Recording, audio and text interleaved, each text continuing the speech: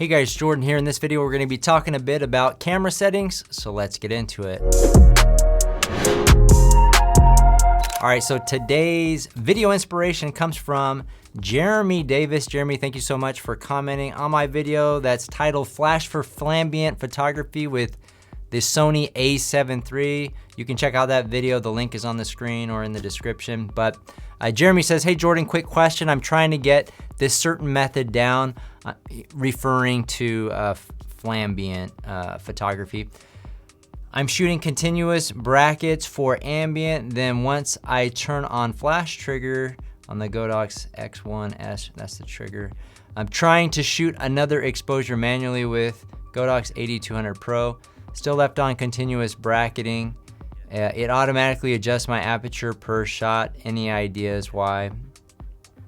Now typically, when I'm shooting flambient, I'm not shooting in a continuous bracket mode. That's typically reserved if I'm just doing, if I'm doing like a HDR style shooting and it's gonna fire boom, boom, boom, right?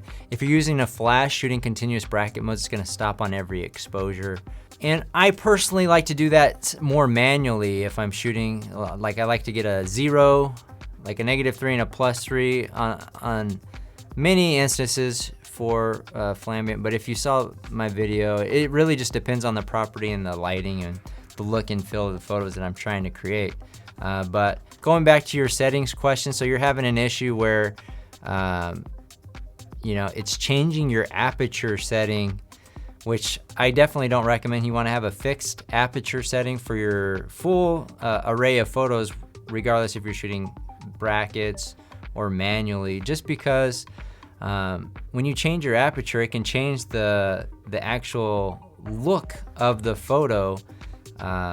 You know, it might be a little bit more blurry, or they're not gonna match up when you stack them up.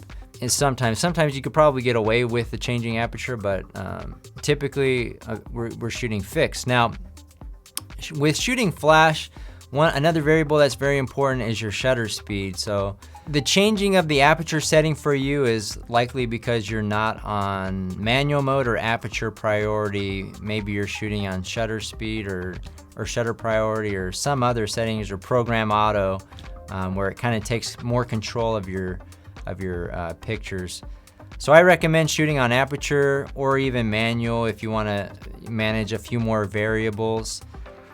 Now, you can shoot on manual mode if you want to have a fixed shutter speed or not go above a certain shutter speed, and then have a fixed aperture.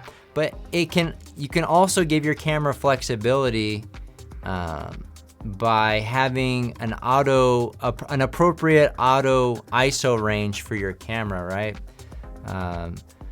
Because if you have it set at 100, you know, if it's really dark or really bright, it's gonna be a super long exposure. Or maybe, you know, on a faster shutter speed, you want it at 100, but at a slower one, you wanna have your camera bump up to 400. And that's typically what it does when you set an ISO, automatic ISO range. So hopefully that makes sense to you. So you gotta be in aperture priority to where that's fixed, or manual mode where you're setting your aperture, your shutter speed, and then you can have an auto ISO. So yeah, I shoot that method as well at times. And then sometimes it's really annoying with that flash trigger, depending on if you're shooting TTL in camera, where it's doing the light metering itself and it's selecting the output of your flash, or manual. So with those Godox triggers, I have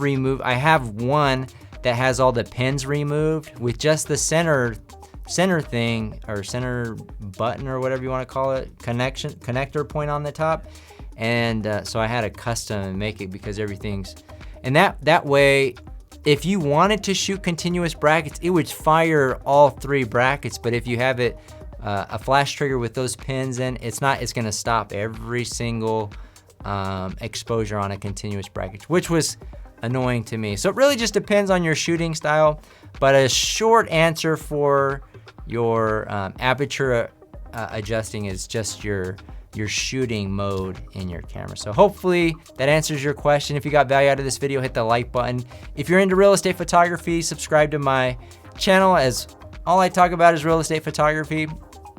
And yeah, leave your comments below if you would like me to answer any of your questions.